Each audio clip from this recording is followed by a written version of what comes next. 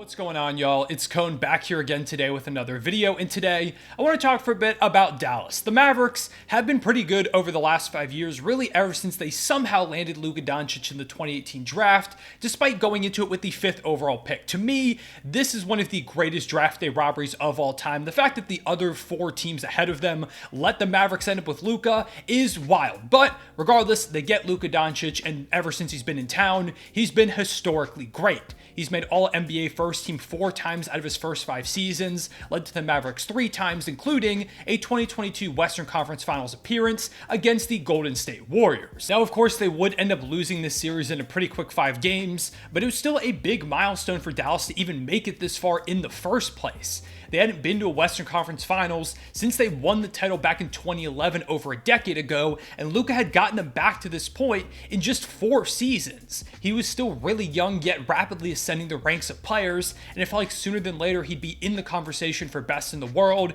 and certainly at the very least a perennial MVP candidate who could be the best player on a championship team. He was reaching superstardom, and this was a big moment for him as he continued that ascension.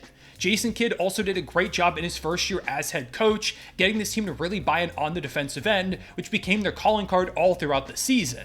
The supporting cast wasn't even that great, yet they still made it this far, and it felt like there was room for them to build off of it. All around, things were looking up over there in Dallas, and it felt like a bright future was ahead of them. We flash forward to a year later, and things have changed pretty drastically for the Mavericks. It started quickly when immediately after losing that series, they lost their second best player in Jalen Brunson over to the New York Knicks in free agency. He would end up going on to have a monster season for the Knicks, one that probably should have earned him an all-star berth, but at the very least, he's become acknowledged by most as one of the best guards in the Eastern Conference. Losing Brunson was a big blow to this team and left them without a consistent second creator alongside Luka on the roster. And with his absence and Luka dealing with some injuries throughout the year, the Mavericks were all up and down last season. But they did just enough to be tied for the 5th seed on February 6th, just 3 days before the NBA trade deadline.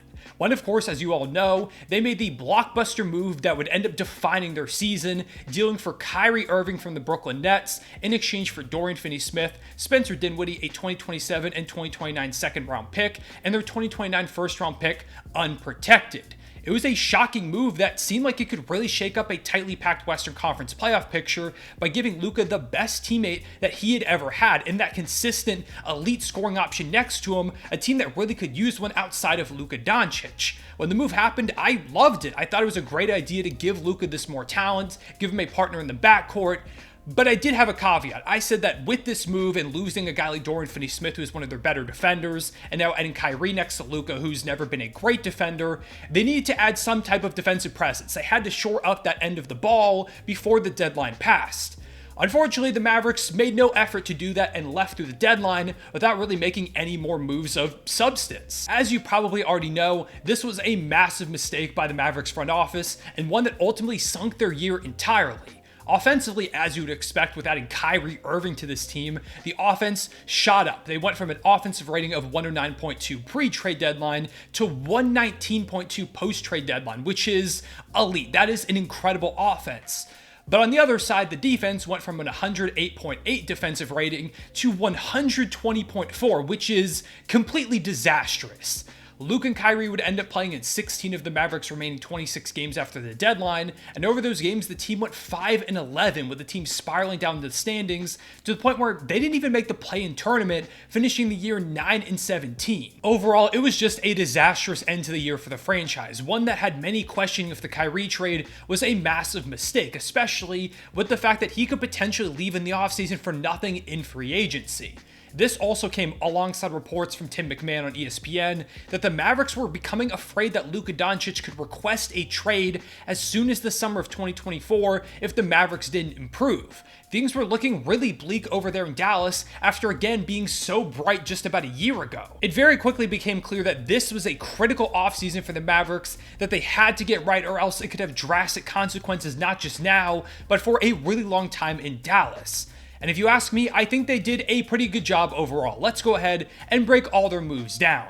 It began in the draft when they dealt their 10th overall pick alongside Davis Bertans to the Oklahoma City Thunder for pick 12 in order to dump Bertans' contract and create salary space for other moves. One of those moves came on the same night when they traded cash and a trade exception to the Kings in order to take on the contract of Richaun Holmes that they were looking to get rid of, also picking up the draft rights to Olivier Maxence Prosper, a forward out of Marquette that the Kings had just drafted. A little bit earlier with their 12th overall pick, the Mavericks would end up selecting Derek Lively II, a big man out of Duke, making it pretty clear between this move and the Richaun Holmes one that it was a priority of theirs to address center on this draft night. Following this, the Mavericks made their biggest move of the offseason, which is when they almost immediately re-signed Kyrie Irving on a 3-year, $126 million deal, preventing the disastrous scenario where they traded all those assets for 16 games of Kyrie and a lottery appearance to go with it.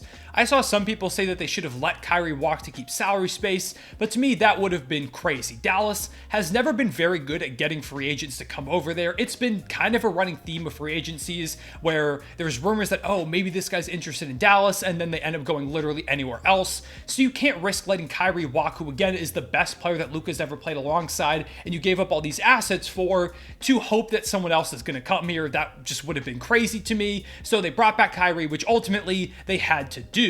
They also brought back Dwight Powell on a multi-year deal, keeping him as part of their big man rotation, as well as Markieff Morris, who is a throw-in piece for that Kyrie trade. Beyond those re-signings, the Mavericks made a number of new additions. First up, there's Grant Williams, who was brought in through a sign-and-trade in which the Mavericks sent Reggie Bullock and a first-round swap in 2030 to the Spurs as part of a 3-team deal between them, the Spurs, and the Celtics. They got some second-round swaps back, some of those sent to the Celtics in order to bring Williams in. It was a kind of nothing trade with some of those assets. All you really need to know is that Grant Williams is now here as part of the Dallas Mavericks and projects as their starting power forward. Next, they brought in Seth Curry, who many years ago was a Maverick, before they traded him away in a disastrous deal in exchange for Josh Richardson. They also brought in a couple of unexpected names like Derrick Jones Jr. and Dante Exum, who signed a multi-year contract with the Mavericks after spending a few seasons overseas out of the NBA. Meanwhile, they let a few players of significance walk. Those names include Christian Wood, Justin Holiday, Frank Ntilikina, and JaVale McGee. Christian Wood ended up signing with the Lakers pretty recently. He just sat in free agency for a while because while he's incredibly talented offensively, the defense is basically nowhere to be found. And this was a problem for the Mavericks last year, where they couldn't really start him because he was providing no defense whatsoever at the rim, or really just any in general. We'll see what happens with the Lakers, but ultimately, the experiment of him in Dallas just didn't end up working out. Justin Holiday, they brought in to try and give them a bit of a boost after the deadline. Didn't work out either. He ends up signing with the Denver Nuggets. Frank Ntilikina goes over to the Hornets after he just didn't play much for the Mavericks this past season. And JaVale McGee, who was supposed to be a big addition for them last summer, fell out of the rotation quickly and just really did not live up to the hype. They waive him and he ends up signing with the Sacramento Kings. So those are the moves that they made over this summer. Let's go ahead and talk about how they project to this upcoming season. All in all, like I said earlier, I like this offseason. I think it's going to lead them to being a better and more complete team with Kyrie this season. We already know they're going to be ridiculous offensively. That side of the ball, I have absolutely no questions about. They're going to be one of the best units in the league on that end. It starts, of course, with Luka Doncic, who is one of the best offensive players in the league, and honestly just one of the most talented offensive hubs that we've seen in the history of the game. He can give you a 30, 40, 50, even 60-point triple-double on any given night. He's also a proven playoff performer and consistently steps up when his team needs it in those big-time moments. They've been a top 10 offense 3 out of Luka's 5 seasons since he got to town, and I expect that trend to continue, especially with Kyrie Irving over here now in Dallas. Kyrie had a pretty underrated season last year between Brooklyn and Dallas. Statistically, he put up 27.1 points per game, 5.1 rebounds, and 5.5 assists, while shooting 49.4% from the field, 37.9% from deep, and 90.5% from the line. It was the third highest point per game average of his career, and his efficiency improved noticeably once he got to Dallas, despite it being already pretty impressive. He was less than 1% from his three-point percentage, away from averaging 50, 40, 90 as a Dallas Maverick as the season wrapped up. They had a top 10 offensive rating in the entire league post-trade deadline last year, and in games where Kyrie and Luka actually played, they had a 121.4 offensive rating, which would have been the 5th best rating in the entire league post-deadline. This was despite Kyrie and Luka teaming up mid-season, being in and out of the lineup, and having to learn how to play alongside each other on the fly. With some games played now in offseason for the coaching staff to figure out how to best utilize these guys, I anticipate the Mavericks being one of the best units in the league on the offensive end, led of course primarily by these two great offensive players, two of the best offensive guards in the entire league. Not to mention the fact that they'll be aided by their offseason acquisitions. Seth Curry gives them a lights-out shooter who has been remarkably consistent, shooting 40% or better from deep over his last 7 seasons. He's a nice change from some of the inconsistencies the Mavericks have faced with some of their shooters recently. Grant Williams comes into the fold as a 39.5% shooter from deep last year, and he shot 41.4% the year before. He's shown three-point consistency that I expect will translate to Dallas, especially now that he's going to be playing alongside, again, Luka and Kyrie, the two best playmakers that he's ever played alongside, who are going to get him countless open looks. The addition of Derrick Jones Jr. is also interesting because while his three ball is inconsistent at best, he's an incredible athlete, one of the best dunkers in the league, and is going to give them a lot of fun looks slashing and vertical spacing wise. Imagine him catching lobs from Kyrie and Luka. You've also got Richaun Holmes, who can be a good lob big. Derek Lively can also catch those lobs and was reportedly lights out shooting the ball from deep in his pre-draft workouts, so maybe he now comes in as a stretch big for this team. Finally, there's the guys that are already on the roster coming to this offseason that can contribute as well. Tim Hardaway Jr. has been part of this offense for years at this point and had a decent year this past season. He put up 14.4 points per game while shooting 38.5% from deep. Is he inconsistent? For sure, but can he get you some buckets in droves sometimes? Absolutely, and if he's able to do that on a more consistent basis, which he was definitely better shooting from 3 this past year than he was in 2022, then I think he could be a good help for this team. You've got Jaden Hardy, who was really intriguing as a rookie, showed a lot of flashes of being a high-level bucket-getting guard off the bench. I think eventually he's going to be really good in that role, maybe even as soon as this upcoming season. Maxi Kleber gives them some more stretchability in the front court. Josh Green had a 40% three-point shooting year last season, and I think he's got a chance to be an incredible offensive connecting piece if they give him more chances and takes a jump, like I think they will, and I think he can. With all this talent they've got offensively, I would be pretty stunned if they're not one of the best units in the league on that end. I think they're going to be pretty firmly top 10 and probably even closer to top 3 over the course of this year. There's just too many ways that this team can give you buckets. But that's never been the problem. Again, they were a great offense last year when Kyrie and Luka played. That's pretty clear that they're going to be great on that end. How is it going to work defensively? And that's really where I still question things about the Mavericks. As I mentioned earlier, post-trade deadline, the Mavericks had a 120.4 defensive rating, which ranked 4th to last in the league over that stretch, only ahead of the then tanking Blazers, the Pacers, and the Rockets, none of whom are the best company to have in the defensive category. To say it was bad would be an understatement, a drastic understatement. They were getting torched nonstop on that end. But to their credit, they did make an attempt to address that in this offseason. It starts with Grant Williams, who is a very capable defender last year. He has been for most of his career, and a part of a Celtics defense that ranked 2nd in the league last season, playing 26 minutes per game and starting 23 times. He's a big-bodied guy that has some quickness and can switch on a variety of guys and manage to hold his own. He's not an elite defender, but he's way more capable than basically anybody they had on the roster last year, and that in and of itself is a big boost. I think Grant Williams is going to help this team a lot. They also tried to fill out their big man position with the additions of Lively and Holmes, who will hopefully give them more of an interior defensive presence, which was a massive hole for them last year. Dwight Powell's not exactly a high-level rim protector, and like I mentioned earlier, the JaVale McGee signing, which felt like it could really bolster their front court depth, ended up being a massive bust as he quickly fell out of the rotation due to his poor play. Not to mention the fact that, again, Christian Wood was a consistent presence out there for them, and he's not a defender at all. Probably the most interesting big man in this rotation for me is Derek Lively II. Last year in his lone season at Duke, he averaged 2.4 blocks per game over 34 games while making the ACC All-Defensive team. He was phenomenal, and I'm not expecting him to be a high-level rim protector in the league from day one.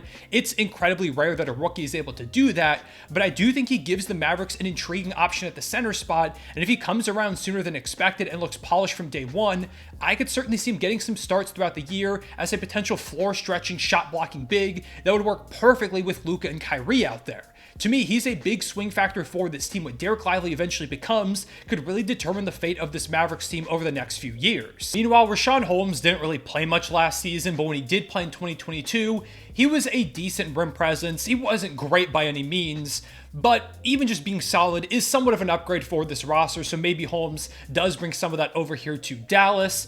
I'm honestly not expecting that much from him because he was entirely pushed out of the Kings rotation this past year, but perhaps the Mavericks are able to unlock something in his game and he becomes a serviceable big for the team. Between those two guys and Dwight Powell, it's not a great big rotation. There's certainly some interesting upside, and I definitely like it better defensively than what they had last year, but in my opinion, it's still one of the larger areas of concern on this team. If Derek Lively is an immediate impact player and just blows all expectations out of the water, maybe it's not that big of a problem, but honestly, even if he is, I would still like to see them get some kind of upgrades there because it doesn't feel solid. Outside of the big men, they've got Josh Green, who should be manning the 3 spot in that starting lineup and is going to be looked at to defend at a high level alongside Kyrie and Luka, which he did do sometimes last season. He was one of their better defenders last year, and like I said earlier, I see a big season coming from him. Josh Green is another one of those big swing factors for me for this team. It feels like he could eventually be a high-level perimeter defender that can knock down shots at a 40% clip. Literally the ideal player to have next to Luka and Kyrie out there at the 1, 2, and 3 spots. Another guy who could be interesting on the perimeter for the Mavericks this season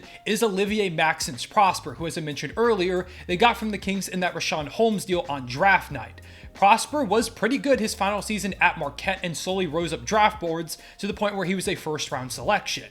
The reason he's interesting for the Mavericks in particular is because of that defensive versatility that it seems like he has. He's got a great frame, he can guard a number of positions, was good on or off ball, got a lot of great contests. To me, it just feels like he's eventually going to be a really good defender in this league, and if the three-point shot keeps coming around like it started to do in college, he could have been a steal for the Mavericks. Finally, let's talk Dante Exum, who, as I mentioned, fell out of the league for a few years despite being a top 10 pick, and is now trying to make his return with Dallas. He was pretty good over there in the EuroLeague and showed a lot of great defensive skills in particular. Offensively, he's still a work in progress. He showed some promise with his catch and shoot shots, which is primarily what he's going to be taking with the Mavericks, but defensively is really where the intrigue is. He's got some good size, he's quick, a lot of length. He switched 1 through 5 pretty effectively last year in the EuroLeague, picked up comfortably full court, able to defend without fouling more often than not. A bunch of skills that, if they translate, could make him a pretty good perimeter defender over here in the league, and one that's pretty decently switchable. I hope Exum finds a spot with the Mavericks. I'm really rooting for his comeback, and maybe the Mavericks found a steal overseas. With these additions, the defense certainly feels like it's going to be a lot better,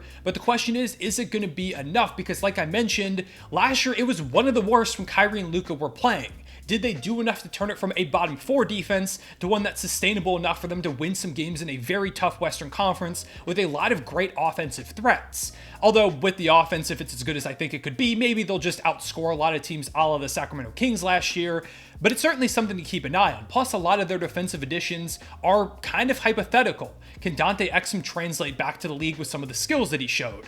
What will Derek Lively and Omax do from day one? Will Josh Green take that jump and continue to improve as a defender? What are we going to get from Luka Doncic and Kyrie? Are they going to buy in defensively in that backcourt? Because none of this works if they don't do that themselves. There's still a lot of question marks. Again, I think it's certainly better, and I like the additions that they made, but I have to see it on the court before I can firmly say that it's going to be a decent or good defense next year. In a really tough West, the Mavs are going to have their work cut out for them in trying to reestablish themselves in the upper echelon of the conference, but they've got the talent to certainly do so. In my opinion, Luka is a top 5 player in this league, and it feels like we aren't even close to the best version of him yet. I think this year, Luka could be in for another jump. He's coming off a FIBA World Cup run with Slovenia, where he was great, and it seems like he's in better shape than usual, when typically he plays himself into shape as the season begins. If he's ready to go from day one, it could be big in Luka, like I mentioned earlier, taking another step. This past season was also the first time that Luka missed the playoffs since his rookie season, so perhaps he'll be coming into the year with something to prove as he tries to finally push for the MVP award that it feels like he probably should have gotten by now if the team was good enough. Meanwhile, Kyrie is the best player Luka's played with and had an underrated season last year. They built off their decent supporting cast with solid defenders and offensive contributors. It just feels like this team should have a pretty good year. But I will note that if I told you last year, the Mavericks were not only going to miss the playoffs, but the play-in altogether, especially after they traded for Kyrie Irving, you would have called me crazy, and it ended up happening. The conference is just loaded with talent from top to bottom. I made a full video talking about how tough the West is, if you want to go check that out. But pretty much to sum up my main point of that video, there are 11 teams that I firmly believe probably should be playoff squads and are of that caliber, but only 10 can make the play-in and only 8 can make the playoffs. the Mavs are going to be one of those teams that's battling for position, and it feels like they could finish all up and down the standings. But the best case scenario for them certainly looks really promising, where they're one of the best offenses and the defense is more than serviceable, allowing them to shoot up towards the top of the records. We'll just have to wait until the year begins to see if they can put it together like that, but regardless, this is a really important year for the Dallas Mavericks. If they fail to make the playoffs again, if they're an early first round exit, things could get really dicey between Luka and the Mavericks, as they don't have a lot of ways to significantly upgrade this roster beyond what they have now. And there's already the rumor circulating that, hey, maybe Luka is looking to go somewhere else if this team can't put it together really soon. This team has to work for them, or at least show a lot of promise. Otherwise, this may be the beginning of the end with Luka in Dallas, and he may very soon seek another uniform somewhere across the league. But for now, go ahead and comment down below letting me know what you think about the Dallas Mavericks. Are they going to be able to keep Luka? Did they build a championship contending team? Or at least will this team make a return to the playoffs? I'd love to hear what you all have to say. As always, leave a like and subscribe if you enjoyed. Comment down below some other teams you want to see me make full breakdowns of before the season begins. I appreciate y'all watching. I'll see y'all later. Real one, say it back.